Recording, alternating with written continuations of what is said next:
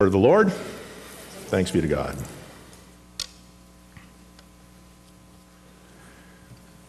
Remember that movie back in the 90s, Jerry Maguire? Remember probably the most memorable scene in that movie? It's the one where Tom Cruise comes and he makes his love known to Renee Zellweger, and he says, "If I don't live with you, it's not right. Without you, nothing is right." And then he says one of a few words that have become kind of famous in movie history. He says, "You complete me." In Matthew's gospel, Jesus says, "I haven't come to abolish the law, I have come to fulfill the law." The word in Greek, the original language of the New Testament for fulfillment, means to complete. Jesus has come to complete the law. Jesus is saying that in fulfilling the law, in completing the law, we, God's people, the world, will live as God always intended. You see, the fulfillment of the law is a four-letter word we call love. Jesus is saying love is the thing. Love is at the very core of the gospel. For God so loved the world that God gave his only Son. Love is at the core of what it means to be a follower of Jesus. Jesus says, "If you're my disciple, you will love me and you will obey me and you will love other people." Love is at the core of what it means to be a Christian. Of course, Jesus himself shows us the fullness, the completeness of his love. Where and how? On the cross, dying for the sin of the world. Maybe Paul was thinking about that when he wrote these words to the church in Rome. In Romans 5, he said, "God proves his love for us in this, that while we were still sinners, Christ died for us." So the way we fulfill the law, the way we complete the law, is by living out God's love. And we live out God's love through something called a cruciform life. A life that every day, as Jesus says, reminds us to take up our cross and follow Jesus. We live a cruciform life, not by our own power, but by God's grace. We do so by confessing that Jesus is Lord, and we live a cruciform life which submits, which bows before the lordship of Jesus Christ. A cruciform life, a life that's living out God's love, it gives. It gives freely, it gives generously, like Psalm 112 reminds us, and it gives without any expectation of return. You see, someone gives because their heart is being transformed and they know nothing else. It is their desire. A cruciform life welcomes other people. It says, "Hey, sit here. Come, let's hang out together." A cruciform life asks, a cruciform life seeks, and a cruciform life knocks. The bottom line about a cruciform life is that it's one that's fulfilling or completing the law of God, the command to love. Now, admittedly, Presbyterians get a little bit antsy and nervous when we start talking about the law of God, don't we? We start thinking about the law and we're like, don't go there. And sometimes we have these misconceptions about the law. We think of the law as a list of do this, don't do that. We reduce it to a bunch of morals. Or we think of the law as something that's restrictive, something that's legalism or legalistic, something that chokes us. And instead, God's law instructs us and shows us how to live life. Or sometimes, when Presbyterians start thinking about the law, we think the law it's that Old Testament thing. It's for those people way back in history. It's not for us. When I served churches in Michigan, I remember some of the interactions with some of the senior saints who told me what they could or couldn't do on a Sabbath day. Remember one of the 10 Commandments, honor the Sabbath day and keep it holy.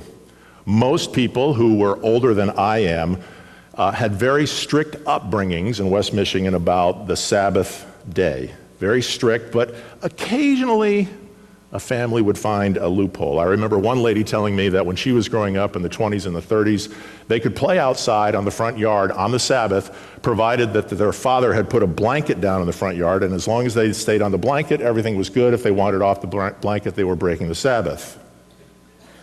Another woman told me that on Sundays, if they went to Lake Michigan, in the summer of course, they were allowed to walk in the water up to about their ankles, but anything further was swimming, and that was breaking the Sabbath. One man told me his mother honored the Sabbath by doing all of Sunday's cooking Saturday night. What this means, I think, is that we're really, really good at the letter of the law, but not so much the spirit of the law. And to be honest, to not really grasp the spirit of the law, that's kind of surprising for us as Presbyterians, because 450 years ago, during the Protestant Reformation out of which we come, our ancestors in the faith understood the law not as something that hinders us from faith. They didn't look at the law and say, man, this is an obstacle we'll never be able to climb. They looked at the law and they said, this is a guide for us to be able to live a life of gratitude. During the Protestant Reformation, there were 3 G's. We still talk about them today, 500 years later in the Presbyterian Church. We talk about the 3 G's of Christian faith: guilt, grace, and gratitude. Guilt. We acknowledge every week here in worship, we acknowledge that we're sinners, that we've fallen short from the glory of God. In your own time, in your own devotions, you acknowledge you're a sinner. You say, like David did in Psalm 51, against you, O Lord, have I sinned and sinned alone. And then come the next 2 parts, the best parts, the grace. We confess that we're fully and wholly, WH, wholly reliant on God's grace. We do this every Sunday here in worship, and all of us do it in our own devotional times as well. We're forgiven, we rely on God's grace to wash us clean, and then our response is the 3rd G, gratitude. We respond to God having said yes to washing away our sin by living a life of gratitude. The law of God, is a response to the gospel. It's how we live. In the text this morning, Jesus says this: whoever does them, that is to say, whoever fulfills the law, completes the law through love, and whoever teaches them is great in the kingdom of heaven. And again, that's probably not what we were expecting. Greatness for us in our culture is status, or having a large retirement portfolio, or having the most likes on Instagram. I think I got 3 yesterday. Greatness in the kingdom of heaven is achieved through love. Last week there was this fascinating commercial during the Super Bowl. I was caught by it. It was for New York Life, I think. And it caught my eye immediately because, first and foremost, it's the only day of the year that I'll watch commercials. We're cursed with what my brother-in-law calls the Mulder mute gene, that anytime a commercial comes on, someone hits the mute button on the remote.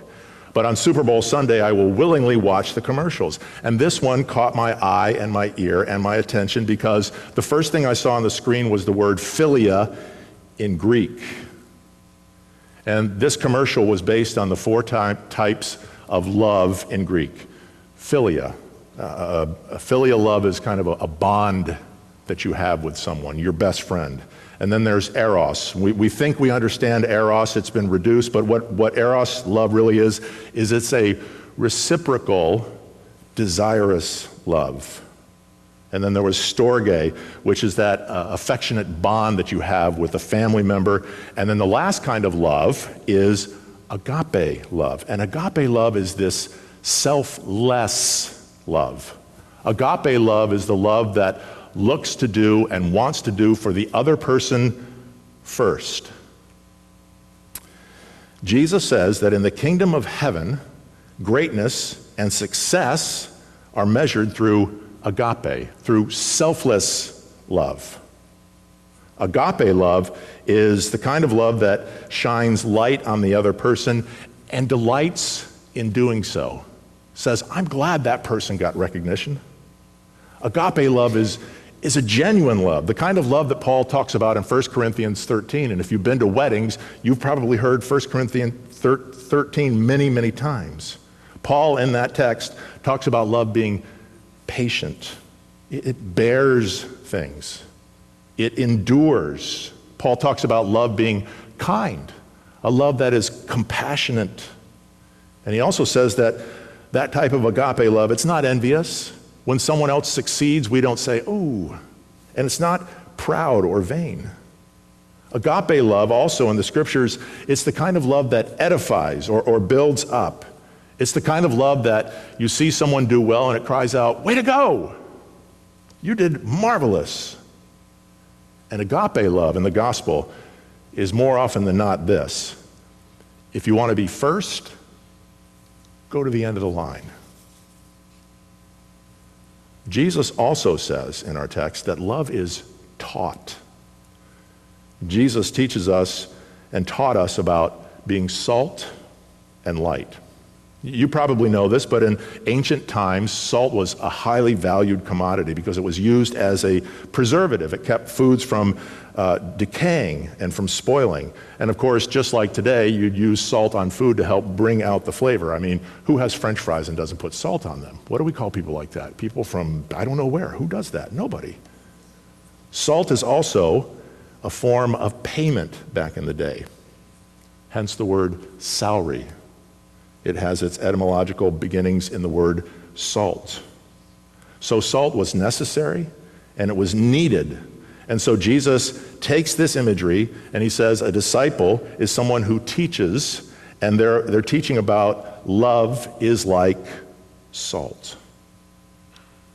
When we baptize someone, when we're in a Bible study with other people, when we're inviting someone, when we're lending a listening ear to somebody who's hurting, when we're taking part in a small group, when we're giving blood, when we're hanging out with children and youth and teaching them, we're sprinkling salt.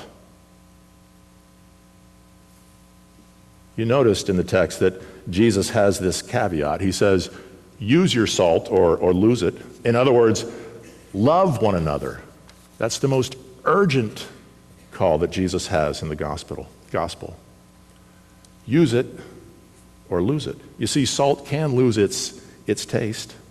If it's not used, if we're not teaching and we're not growing, salt loses its taste. If it's not offered, if someone says pass the salt and we hang on to it, if we're not welcoming and growing and serving, salt loses its taste if we think, well, it's not strong enough to get the job done. In other words, we start thinking that we have to do this on our own and act apart from God's will and from God's Spirit.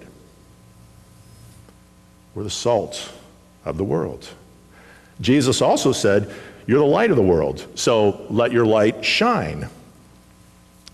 Back in 2003, we had a family reunion to celebrate my mom's 70th birthday, and we all met at a campground at Mammoth Cave in Kentucky. And one of the days we went on a tour into one of the caves. Ever been in one of the caves at Mammoth Cave or anywhere else? And we got to the center of the cave and we were with an informative guide, a guide who had been trained obviously, and it was all well lighted. But at one point, once we were all down there, he said, I'm going to turn the lights off for you just so you all can get an idea of darkness. At his signal, the lights went out and it was dark. I mean, pitch dark. It was this deep and suffocating darkness. And I don't know about you, but I started to panic. I could feel my heart beating a little bit more quickly. And then fear kicks in and your only thought is, get me out of here. And then what seemed like 15 minutes later, and it was probably 30 seconds, the guide kicked on a single solitary flashlight in the depths of that pitch dark. Life. Let your light shine. The church, we're light.